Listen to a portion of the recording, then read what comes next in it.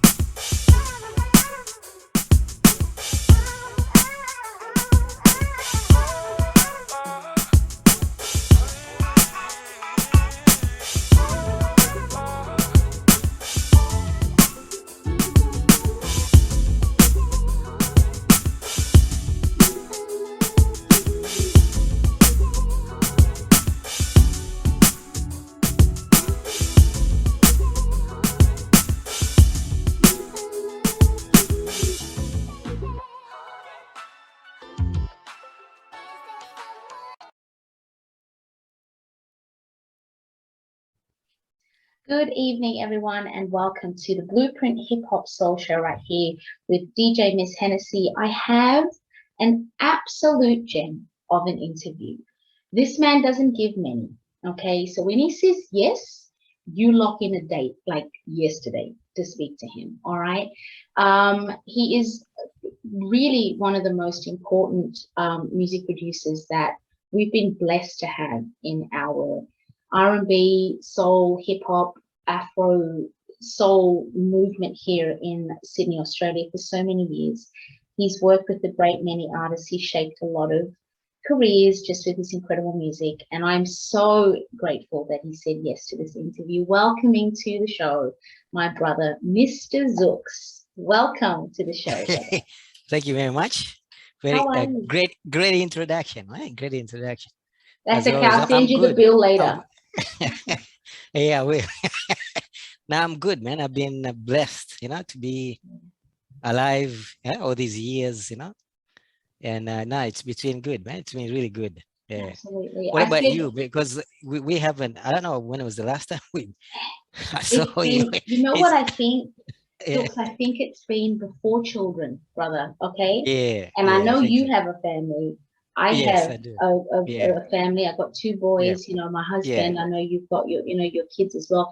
I think the yeah, last time you and I probably had a chat was when you were probably working on one of your incredible productions a few yeah, years ago, and I know that like I mentioned, you've worked with some incredible artists that we'll talk about, but it's been a while, but I've always been so intrigued by your story, and I yes, know that I sort of touched on it a little bit back in the day when I used to write for 3D magazine and do little covers and exposés yeah. with some incredible people in our community, but you've always been very mysterious to a lot of people. You come in, hit them with the good music, and then you go back out. And I know that's what you do. That's why you look so young. You look like you're about 15, and I'm just going to leave it at that. So it's staying out of drama, and it's just doing what you love, clearly. But a little bit on the history of what it is that Mr. Zux does. How would you describe who you are? Wow. Yeah, that's a good question. Eh? Ah, I probably just consider myself as a sort of a normal, Yeah. type of father, like just loving the music.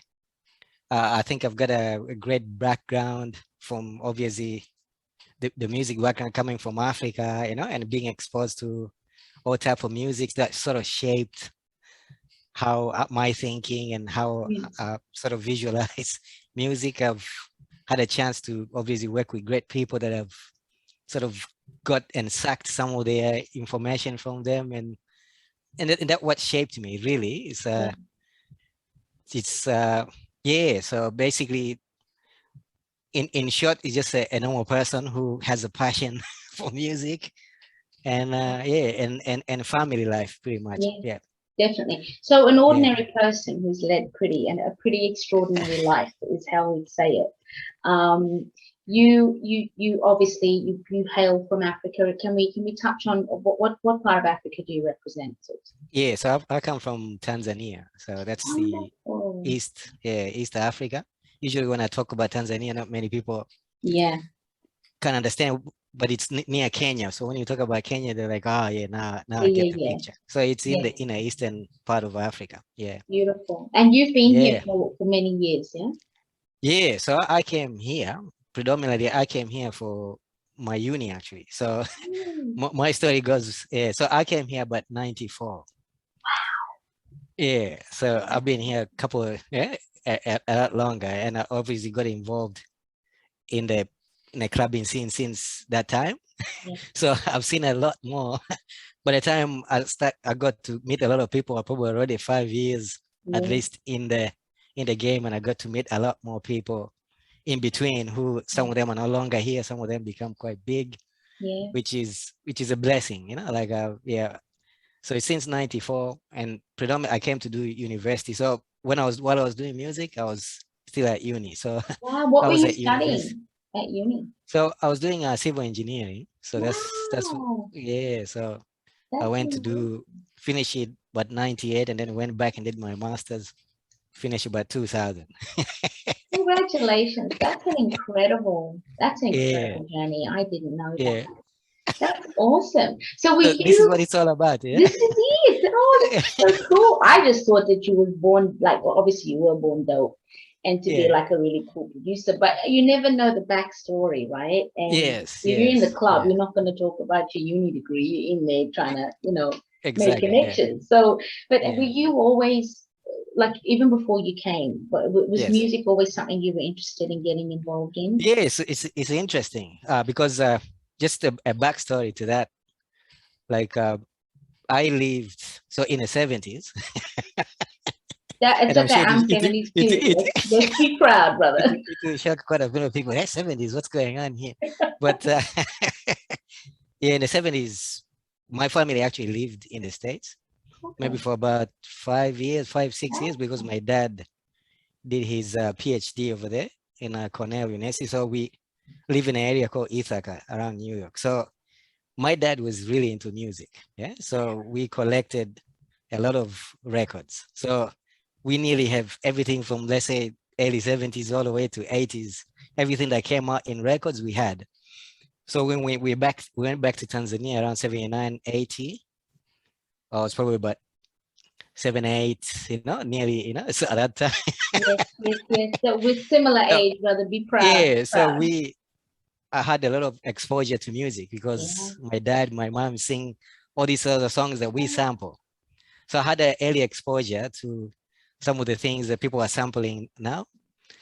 And then in the 80s, I did some piano lessons. So, and that's sort of because of I've always wondered how music is made, and I was always like the music. So when the hip hop started, like in the mid 80s, when I actually got to expose when the LLs and the Kool Moe Dees and Yes. and the Big Daddies, I actually saw them coming up, and some of the music and the samples and things they used are pretty much the same music I was exposed back then, and I actually knew the records. There you So go. I've always wondered how they did it. So using my piano sort of skills, I started doing actually remixes. I actually started doing remixes. Back then we had tape decks or Yes. tapes. So you Yes. have a double deck. It will record from one tape to the other, and you Oh, have like an equalizers in between. yes. so, The so struggle what I is used, real, kids. so what I used to do, I had a little keyboard that I used to play when I practice at home. I would connect my mic and then I put all the lows down. So I take all the bass out and I play my own bass on top of songs like Soul to Soul or Bobby Brown, whoever was there at that time. And I would make remixes out of that. And That's then I'll cool. start showing off some DJs. I actually started playing. I was a bit of parties and I'll play the Yeah. songs that I make remixes on. And the DJs, Wow. so all of a sudden the DJs start coming to me and said, can you make a exclusive, like exclusive remixes for me? So that's how we started That's up to the amazing. early, yeah. So in the early 90s, studios became a lot more popular in Tanzania. So because they knew I know how to play piano, I was invited into different sessions. So I played a couple of new singles that came out at the time that became big later on after I left. Wow. But I became one of the very first people to do compositions in. I was like like let's say a guy who just they call just if they need a keyboardist to come in and just Wow. play So like a chords. session musician almost. Yeah. Wow. So So I will play. I play. Yeah. you had you had a music kind of like not I wouldn't even use the word hustle, but you had a music sort of startup career in Tanzania before you even Yeah. came and Before created I came something else for here, yourself here. exactly. Wow. So in '93 I left there. I came here in '94. Obviously, it was a fresh start for me Yeah, because one, I didn't have any equipment. yeah. Two, I was at uni and you are under a visa, so you sort of only just have Yeah, like a visa only allows you for 20 hours. You that's don't make right. enough money to be able to buy equipment. So I was just moving around the town, just looking for people who are doing music. And so Mhm. that's how we started. Yeah, like pretty much. That's And then, amazing, brother. I had no idea that, and this is exactly yeah, why I created this show, because there's so much more to the people who have helped to shape this community than what meets the eye. Yeah. So you're here now, 94. You're a uni student, and you're trying to figure out what's happening within our music Correct. industry, our So music scene. You I think, connect. yeah, Sorry, and I might be premature in saying this, but yeah, obviously I got to hear of you and I got to meet you through the amazing Kween G. Blessings yeah, to Queen, and to, of course, her incredible, her amazing group that she had, KillaKweens. And I got to hear some of your production with these two incredible women, who just set the Sydney scene on fire with their bold African pride, and just this incredible female energy that was just, it was what we needed. So that's when I first heard of Mr Zux, and then of yeah. course your friendship with the incredible BEASTMODE, who was known as DJ Samurai, This is was Samurai, another yes. thing that put you on the map in terms of, for myself, the connections. So how did you meet these two incredible movements within our music industry? How did those friendships happen? So, like in terms of, I think Samurai, s- which is beast mode. Yeah. Yes, we have to remember, because when I He interviewed him, he's like, it's BEASTMODE. I go, no, it's beast Samurai. mode. And I that's know. When he sees the interview, he might give me a call and say, "Man, what are you saying?" But he actually, I met him after I did my first album. Like when my first album came, he was one of my biggest fans. yes, I, yeah, I I remember I met him at Anthem Records, because he used to come yeah, there and where they have the decks out and they used to DJ. So I met him once there, and he came for me. I didn't even know who he was. He was like, "Man, I've got your album, man. Like yeah. he went crazy. Yeah, like so he said, "I got your album. I played in my car every day, man. That is sick." And And he's he's such an incredible DJ. If he yeah, co-signs something, you know yeah, it's on a block. nah, he's next level. So we built a friendship since then, like and yeah, so we've obviously got involved in the blazings, and Yeah, so every time he always said, "Man, there's an opportunity here. I know you got a lot of tracks. Let's put something in here." So it's just the friendship you build. That's what I wasn't even planning to put any songs, but then because of the friendship yeah, and them believing in me, and knowing that your song will work, so they just put it in there, and then we did some tours together. We went a couple of things promoting the blazing, like that's so four, cool. and so it was good. We built quite a good friendship, and then later on in other projects I've done, he's always got involved, like just Yeah, doing cuts here and there, and he's yeah. always there. Like whenever I give him a call, Oh, he's such a good person. He's he's such a good soul. yeah, Yeah, he's very talented. Yeah. he is. He Nah, is. so he was my number one fan. That's amazing. Amongst Yeah. other people, because you've got a lot of Yes. fans, and another one who absolutely sings your praises, of course, like I mentioned, is Kween G, and your connection Yeah. with her is very special as well.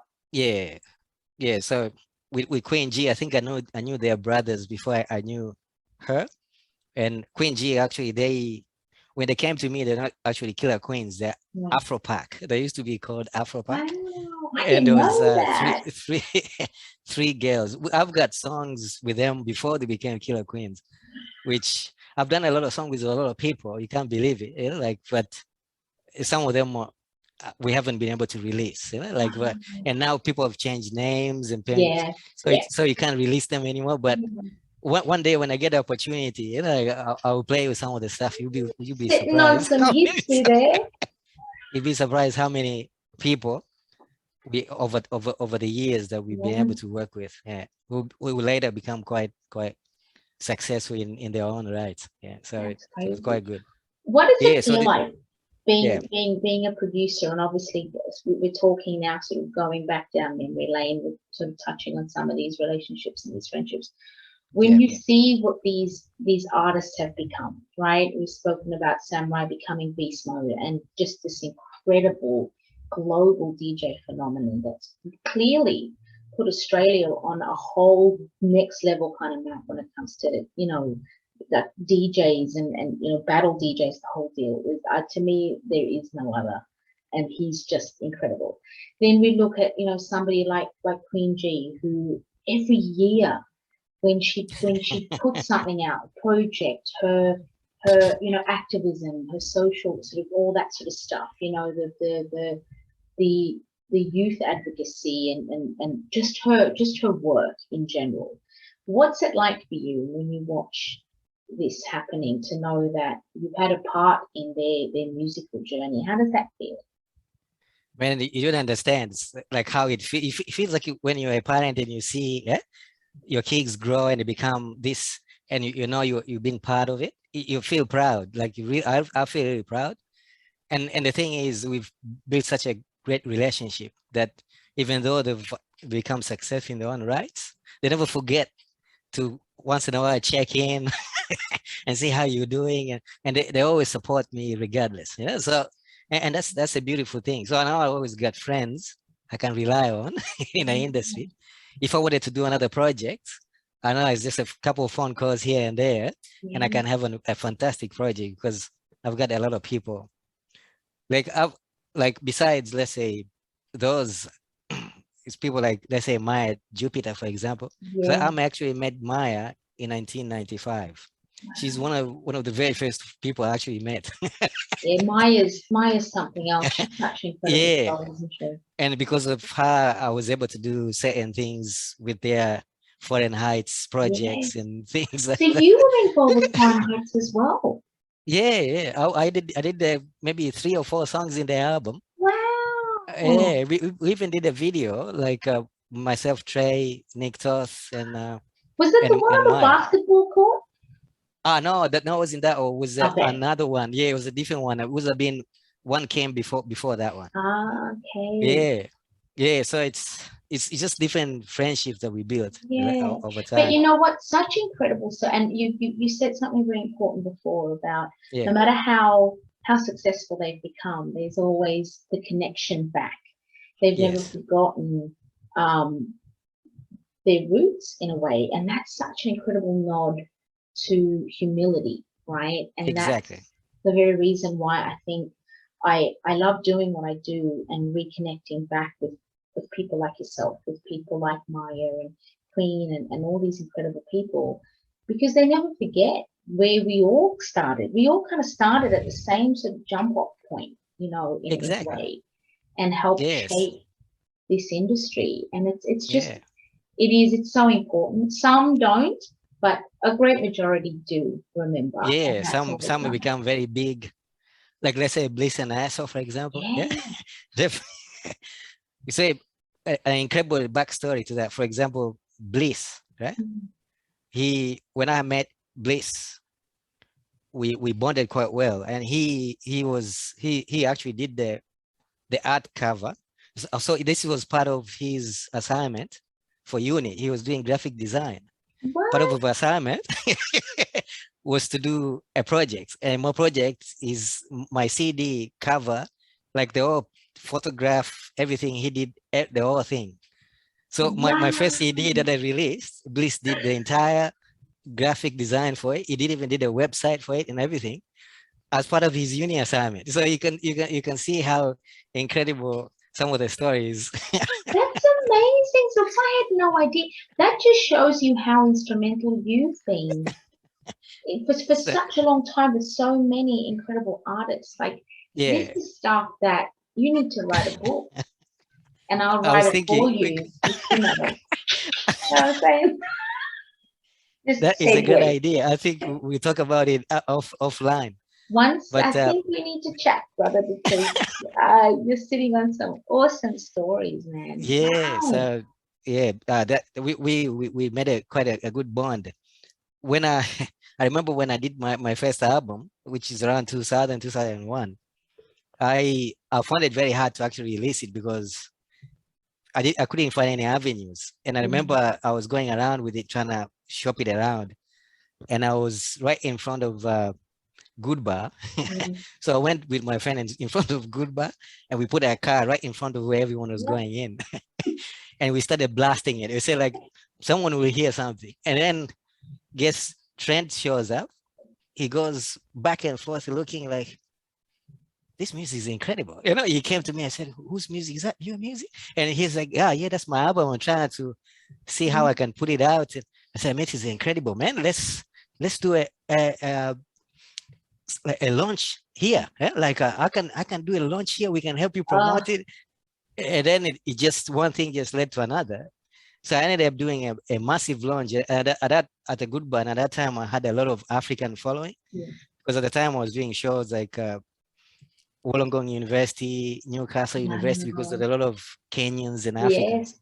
When I did my launch, I had maybe 2 or 3 Greyhound buses packed outside Goodbar, and it was packed. Like people couldn't even get in the Goodbar that night. Oh It man, was heavy. seriously, Like it was... people, you're listening to this. This is how we used to do it. There was no marketing teams back then for our industry. Nice. None, because they didn't None. know how to market what we were doing. And Exactly. Yeah. the very people like that you've mentioned, like Trent and you know, Yeah. Sam and all these incredible promoters that would just put on these brilliant nights and you know, you guys would come and launch CDs, and there were so many launch parties that used to happen every weekend with our local acts, and it's just it's not the same anymore. So it's like Yeah, it's not the same. no, Yeah. it's not the same. Yeah, that landed me a gig. So then I ended up emceeing there because they knew I had a lot of following. They said like, man, we It's get a you job. MC. So Nick Toss used to sign a check for me every Thursday when we go there. Man, thank you, man, thank you. But that was helpful because I was still sort of trying to finish my uni, and you know, like, and the guys gave me a job and they gave me a check, which helped me. So just off that, it just helped me to do other things I needed to do. So I'm forever grateful, you know, with all these people. That's so good. Shout out to Nick Toth, man. That's another good soul. He's a really good guy. Yeah. That's so awesome. I had no idea, but I love the hustle. Bro, I love the hustle, man. That's, if anything, I think if that time in our lives taught us anything, it really birthed a lot of hustlers in a lot of us. It's a lot of hustling. I remember first person I met was Rodney O, actually. So at the time we had the Bomb Club at the King that used and to George. Joint. Yes. So because Freddie from Soul Sense, if you remember Freddie from Soul Sense, Freddie. because we come from the same country. Oh, So he's good friends with Rodney. Of course. And Freddie said, this is my younger guy, man, give him opportunity. So I had that connection. So Rodney said, come to my club, I give you I give you a gig. So that was my first show ever. Right? Wow. Shout out to Rodney O. He's also helped. He's some incredible people, man. Seriously. Yeah. So from there I met the Lock and you know Kilo and all those guys with the mystic element. And then I ended up doing songs for them. I did a couple of songs for Mystic Element, they used to call it. That's it, Mystic Element. Yeah, Mystic Element. So that's how I met Prenny as well. So I met and look at so many people. Today. Look at what Prenny is today. Yeah. Like so many incredible stories. Like I'll have to document you, this is a book, brother. You need to start writing in that notebook. Well, I'll send you notes. You just start capturing all your information. Like definitely.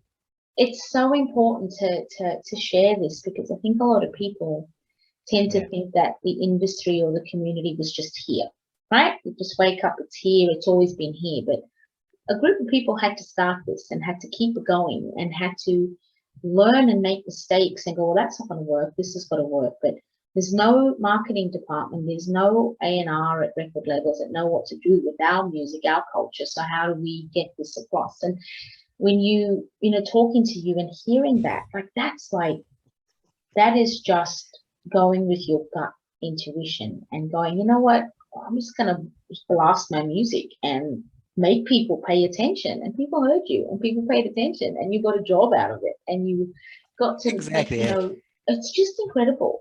What do you think? Yeah. Obviously, so many things are different today, and it's a polar opposite to what we were dealing with back in the late, sort of early to late 90s. But what do you think is the biggest change that occurred in our industry here that made it different from how it used to be to how it is today? What do you think was the significant change? One is the technology, I think, the accessibility to technology. It was so difficult. Like the way I used to run around just looking for studios, even somewhere to record, was so, we had no computers, like all the softwares you're using now, everything is so accessible. So then you have a lot of people doing production. That time we had specific people that you needed to go to. Yeah. That they were Niche doing market. productions. Yeah, exactly. I had people I worked at that time was like Coolism. Because people, that's the first people I even had a studio recording with. Yeah. And yeah, there's now everyone has got a computer at home Yeah. and they can do. So the only thing is also the exposure to music. So I'm lucky because I was exposed to music for maybe 3 decades. Yeah. So I think the knowledge of music it actually helps in the creation part of things. So you find other people like the younger generation that might not necessarily go all the way back to see what was actually good. So although they've got access to all this equipment, but I think their music is pretty limited in terms of how their production works. Yeah. So the few people stand out, like who actually go back and listen to how incredible music was. But yeah, I think it's more technology, but people have got a lot more exposure with the internet now. Yeah. They can easily pick up and go. For others, you actually had to work so hard to sit in there and start. We didn't have the technology where you can write on your phone. You had to have a piece of paper, and sometimes you lose a piece of paper, and then you have to rewrite everything. So it's just technology, and exposure, like the internet and everything. I think has made a big difference. Yeah, absolutely. I think definitely the internet, because I think, even everything that we sort of spoken about, like this was before Facebook, man. This was before social media. Thank God it was, because there's some pictures of me that do not need to be circulated, and in times and clubs and all that kind of stuff. So it's good. You know what I'm saying? Better to leave it like that. But yes, without the jokes, I think, it's often harder, and you tend to sound really old when you say back in the day. I remember my parents going back in my day, and I go, oh, it's a bit dated. Now I find myself saying it to my kids, back when mom was, and I still DJ today, not like I used to, but I DJ now. It's a different vibe. Your parent, you're not in the big clubs. It's more just because you enjoy it, and it's like ambient music, or I'll do parties and that sort of stuff. But back then it was a different energy, and everybody operated off the similar energy of, we were all in this together, and we were part of something really special and unique here in Sydney. And I say Sydney obviously because this is where we're based, but Australia in general, the Australian, and I'm using this term just for this because I don't like it, but the urban community around Australia we're all similarly experiencing it at the same time, right? Yeah. But so much has changed, obviously, after social media has come into play, and DJs, and I've spoken to a few DJs where they've said it's no longer about the education of music and the point of difference that makes you book a DJ over this DJ, because that DJ might have a bit more of a rarer music collection, and that DJ might be the party hype DJ. Today, everyone sounds the same. The music sounds the same. They DJ the same, right? Yeah. So would you say the same thing with production? I mean, or is that too broad a question to ask? Because you're very unique in how you produce. So what do you think of music production today? Yeah, so it just depends on your exposure, and because for me, I do variety of things. So you get from your African music so if you don't have exposure to those kind of, then obviously, and that's why my sound is pretty unique. Even I think Samurai, they always tell me if I hear a beat, I don't know that's Zux because of the way it sounds. And sometimes he brought artists to me saying like, I know this person will sound really good on those beats because it's that. So it actually helps to become to get a really signature sound. That when someone hears it, say, yep, that's Zux, that's who. These days you cannot really tell. Like you can't. Like who, because it's pretty much all similar. It's very few people who you can tell, like and these people didn't start yesterday. You know, these people, well, they're just not known 10 years ago, but they were probably there. Absolutely. And that's why you find they've still got unique sounds.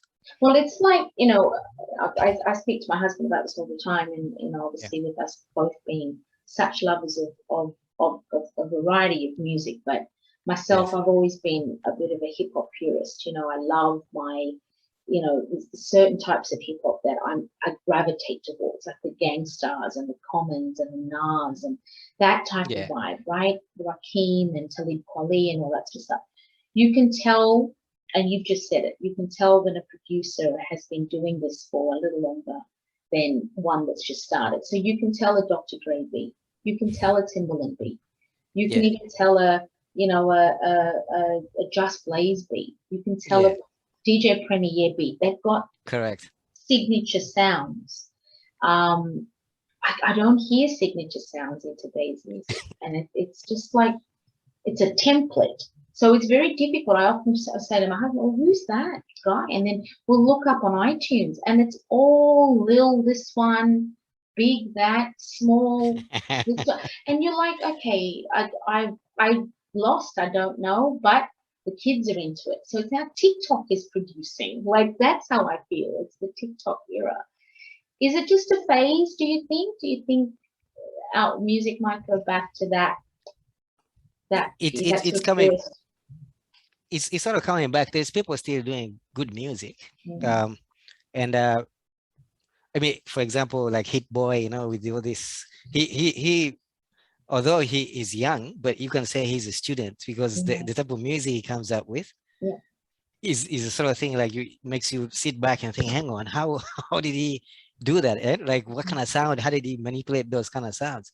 So there's people like that, Ninth Wonder, you know, like these are the people who are still have the signature sounds that you know, like, you know, it's so those people are still there, and I think that will never die because there's a crowd for that, you know, there's audience for that will never die.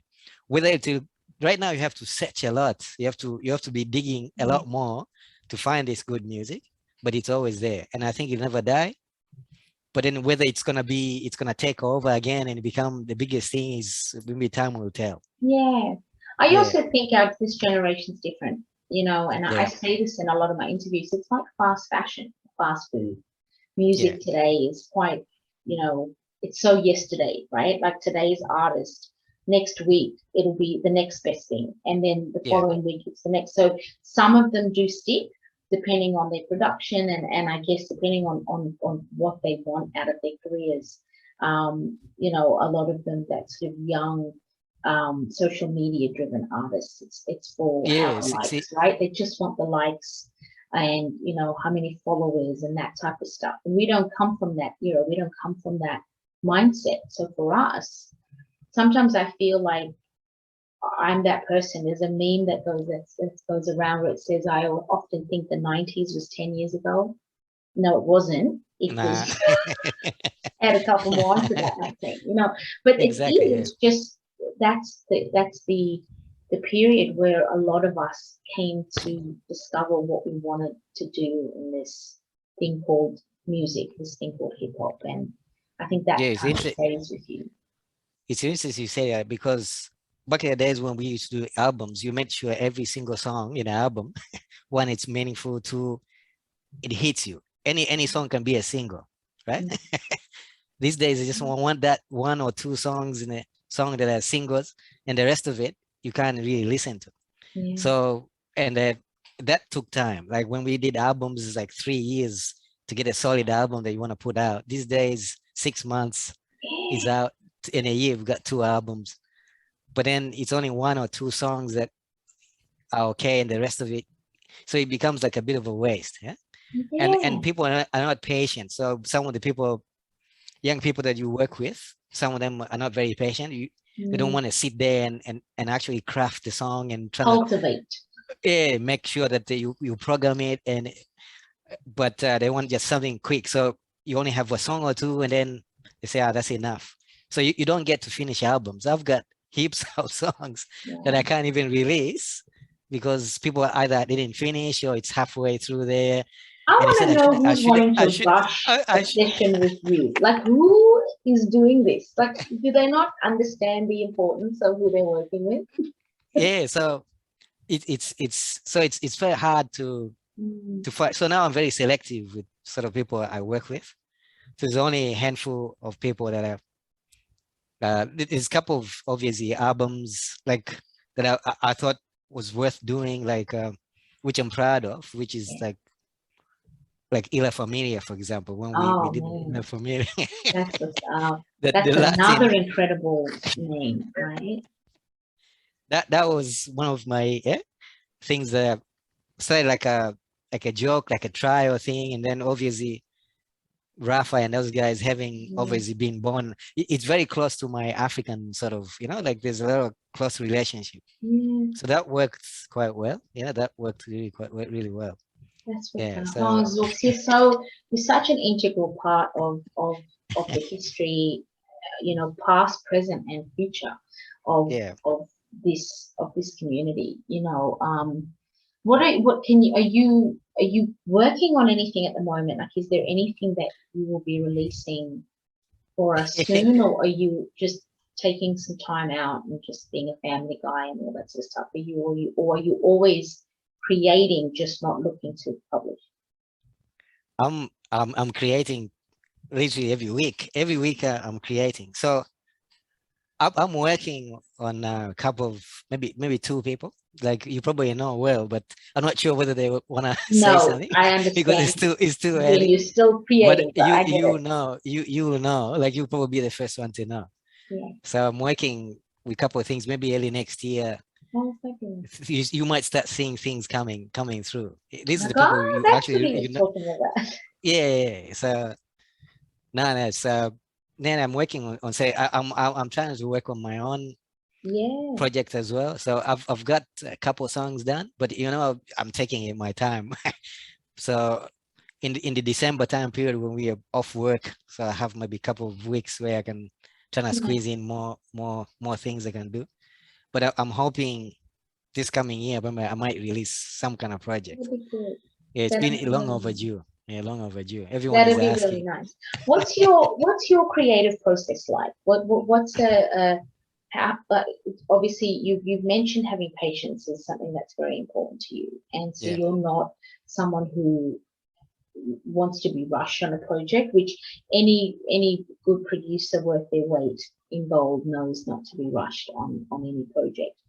But Yes. aside from the patience, what's the creative process like for you? From right, I'm going to work So on this, and then how do you yeah. get it Yeah. done? So usually I don't do the song immediately. So I would go and so most of the time when I hear the songs, I'm thinking I'm probably different from from other people from the way my thinking is. I would hear a song and I go, look at how that chord, that must be A minor or maybe G sharp, that chord, those drums, and what kind of snare did they use there? So when I listen to songs, I go deeper and dissecting it like a doctor just to figure out but that's a good idea. Then I stick the idea when I come my creative process.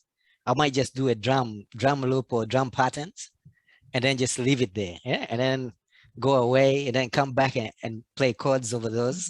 So over time, I start building up that song and then it becomes incredible. And then I might hit up few people of mine who sing like Mike Champion or someone else. Yeah. I said, Ben, is this something you can sing on? And I can just tell from their reaction, whoa, yeah. And okay, this is something I need to work on. Back to that. Oh, I Then love I it. go.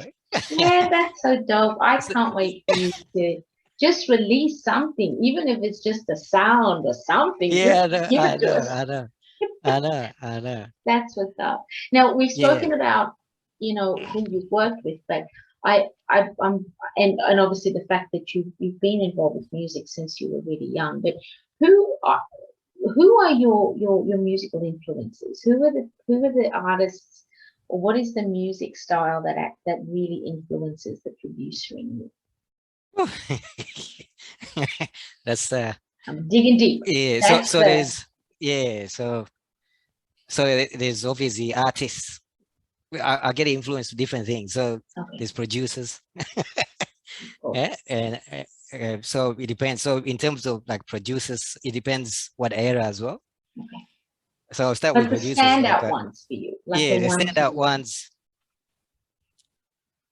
obviously J Dilla. Yeah, I like Oh, Rest in Peace. You yeah, got your Pit Rock. I, I got Primo. Yeah, absolutely. obviously Large Professor, Diamond D. Oh man, what? Yes. Obviously, yeah, Five. I mean, like not. I mean, like Q-Tip. Q-Tip was pretty good. Um, then the newer generation, I've got obviously people like Hit Boy. Yeah. I've got Ninth. I've got Knots. Yeah. Knots is well, I think he's probably my number one of the now. Knots, because yeah, Knots is pretty good. I think he's come from that J Dilla cloth type Yes. thing. Yes. I'm Yeah, noticing Knots. a lot of East Coast. Yeah, it's Right. Is that a because nod to your early years growing up in New York, possibly? no, I've listened to across, but it's just the art of sampling, because Yeah. that's my thing, because the art of sampling takes me back to the 70s, where yeah, Mhm. on all that music, and that's sort of what I like. So I combine sampling, and when I sample, I actually play instruments on top of it. So it's a Yeah. combination. So some of these people, they Oh, take they're great sampling to the next samplers. level. Yeah, Yeah. they take it to the next level where you would actually think they played the song, but it's actually a sample. So Okay. they flip the incredible, they do incredible music. Ninth Yeah, Wonder obviously, is one of my favorite producers. yeah, He is so, it's like you said, it's like he makes it sound like he created the original. And Pete yeah, Rock is another great one for that. yeah, he's, Some of the, just the way he kind of remixes something and just adds his flavor, but you can tell that it was something that was there before, right? Like yeah, added. They're masters at that. Absolutely. yeah. So the creative process is, they'll take like maybe 5 or 6 different records, take a little sax from this one, take a little, which people don't do these days. Like their creative process will take so long to do it, because they started using SP 1200s, and where the sample is just, you just need to work with sample few seconds. So you have to really do whatever you can with just those few seconds, yeah, Yeah. and create something from that. So it's incredible. Yeah, it's incredible. That's awesome. I never knew Yeah, that those were some of your, and I'm sure that there were so many more, but to yeah, hear you there's say so that, many it more. makes Yeah, sense. I've kept abreast with music all the way. So on a weekly basis, I'll check out all the sort of music that's come out, and I've like I'm up to date with sort of every this kind of music. I go digging for it, you know?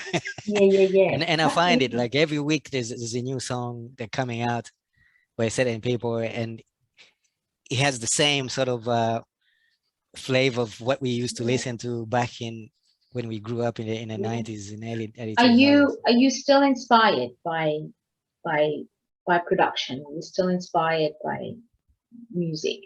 Or is it something Uh, that you took a break from and then now and then do you come back every now and again, or do you stay inspired regardless nah, of nah. what you're I stay inspired. I probably wouldn't be able to do the music I do now if I stopped. So in? I never actually stopped. I've kept on doing the music. It's just I haven't been sort of reaching out to people because I stay away from the scene. So I'm not really in touch with a lot of people who are doing music. Yeah. Although, so because then when you have a family, I there's a lot of understand. that. There's a lot of noise that come in. The other people don't understand the family They side of don't. things. They So they don't. want everything yesterday. They want to come to the studio. They just call you, can I come? But you've got other things to do. Yeah. Absolutely. And So it's all priorities too. And yeah, being a dad, being a mom, husband, wife, all that type of stuff. There's different roles that you've got to play, and yes, creativity is always present. It just takes on different, sort of facets of your life. But it's good to hear that you've always been constant, and you uh, just haven't been at like on that sort of social media side of things, which I think is yeah, probably a saving grace, which we spoke yeah, about in the beginning, because sometimes you can get a little bit waylaid by that as well. I think it's good to there has stay been back in the cut, you know. exactly. Music has become a lot more easier now. There's a lot more plugins and softwares that make the music even. If I say, like, I think my music is actually improved a lot, compared to, let's say, my first albums.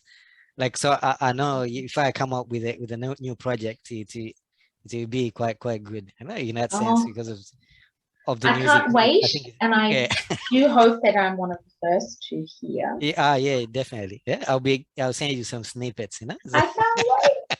Oh, this is why I love what I do. Listen, we could talk for hours, and for hours. Yes. I absolutely adore you. I'm so glad that we reconnected, and you're still as amazing as inspiring as you've always been. I can't wait to see what 2022 brings to you and your the next chapter for your music journey. And it's just great to know you're still a part of everything. So thank you for tonight. No problem at all. Anytime. Thank you. Yeah. Wonderful. So we will reconnect again, no doubt, and I can't wait to share with everybody once Mr Zux has created something really special. We'll definitely be reconnecting again and hopefully chatting a lot more moving forward. But thanks for your time tonight, brother. Take care, okay? Definitely. And I think you're doing a great thing with all these sort of things you're doing, with sort of just bringing old faces back and sort of just reintroducing people, so people can know. People like I think I've watched a couple of viewers and I enjoyed quite a few of them. I think it's just great stories. And I'm looking forward to what's to come. You know, you seem to be quite busy. You know, I don't know how you keep up, because I think every week you get someone already lined up. I you know, look, this started off, obviously. I was, you know, radio was my first love, and it was what sort of created, you know, Miss Hennessy and the whole Miss Hennessy brand. Before I even became a DJ, it was radio. I was on radio for quite a while. Like, I went back to radio again, and then with lockdown, you know, lockdown affected us so much. I wasn't able to be in studio a lot, and there's nothing that I dislike worse than doing radio from home, because for me the connection is it's these conversations. It was having artists coming into the studio and having that feel, which is what I built my career off, you know, 20 years ago. And I thought, well, I can't just sit at home and wait for this COVID thing to pass, because it seemed like it was just trying to mess everybody's lives up. So I decided to get online and bring my Blueprint hip hop show to YouTube, and it seems to be going quite well, and it's building organically, and it will grow. This will be the next best thing. Thank you. Predicting in the next year, by end of next year, it will be one of the biggest things. Thank you. I really appreciate it. And we'll be behind you promoting too anyway. So I appreciate it. Thank you so much, brother. That means a lot to me, because you know what, we have to stick together, man. You know, it's there's so many shows and so many concepts similar to this, so I'm aware of all that, and that's fine. But everybody has a role, and there's enough for everyone to go around, right? So I just sort of, you know, stick to my plan and the authenticity of what I'm trying to do, and hopefully the right people watch it. But it's all about this. It's about the history, the stories, and people like yourself that, you know, do such great things. I'll never forget that. So I appreciate your time. No worries. All right, we'll talk soon. Okay. Stay safe. Okay. No worries. Thanks, brother. Bye-bye. Okay, bye.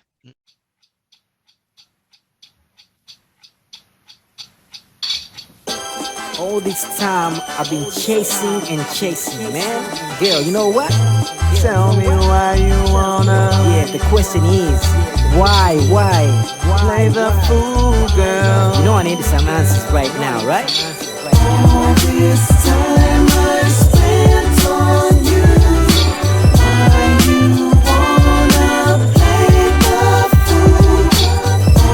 All this time I spent on you. Why you wanna play the fool, girl? All this time you leave me guessing, weekly stressing, asking myself all sorts and kind of questions. I'm kind of patient with relations, and I'm still spacking a love sessions, and you're still acting. Probably just don't wanna be part of the game. That really claim I drive you insane. Don't have a fantasy, you're kinda ashamed to hang with the rapper here. Don't hop in a train to the love gallery. Pardon me, you got properties, I mean behavior pattern. You make a mockery of my stress, love and passion. Totally ignore, caught me with the soul, chat me on the shore. Now I lack the metaphor to explain, simple and plain fact. You have weakened my flame back. If we can attain that position, you need to be quick in making decisions. You don't wanna make me fantasize and keep wishing. All this time I spent on you. Why you wanna play the fool? All this time I spent on you. Why you wanna play the fool? All this time I spend around you, girl, just mocking. Why is this love not sparking? Why these floors not cracking? Why these fours not clapping? Girl, man, you gotta tell me something. In particular, my messages and my phone you be black. It's ridiculous, you run upstairs in your apartment. Man, you see me all the time in the streets when I'm parking. Every time I call your mom, say you're out shopping. It's been like 2 years ago, midnight, when I saw the love flashing. I still like to see you alone in a zone so we can get actions. So tell me one thing, I suppose what we did was just a fling. Tell me that I'll never take a ride again. The beginning of the end is happening. Let me drink a Heineken. All this time I spent on you. Why you wanna play the fool? All this time I spent on you. Why you wanna play the fool, girl? Oh, it's the African spear. Why? Mr Zux up in here. Yeah. Ronnie E up in here. Yeah. All this time, man.